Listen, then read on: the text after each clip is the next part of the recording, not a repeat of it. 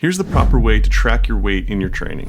When you're using dumbbells or kettlebells, it's usually best to just count the number that's written on them, not the total weight that you're holding. The first reason for this is because it's much easier to identify which dumbbells you're using as opposed to having to divide by 2 every time. The second reason is because in most exercises, each arm or each side of your body is only responsible for the weight that it's holding, not the total combined load. For anything that involves a barbell, you just want to make sure that you count the weight of the barbell as well, which is typically 45 pounds. In some scenarios, it's a little bit different, but if you're tracking it at any regular gym, it's usually 45 pounds. Smith machines can be a little bit trickier for beginners. Most Smith machines are going to weigh somewhere between 15 to 25 pounds.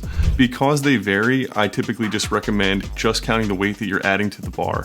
For anything where it's a pin-loaded machine, like a lat pull-down or a seated leg extension, those are all going to be exactly what the number is on the machine. They will vary from make and model, and for things like the lat pull-down or the cable row, the pulley system is going to change the amount of weight. The main thing that you want to do is just be consistent with your tracking from week to week.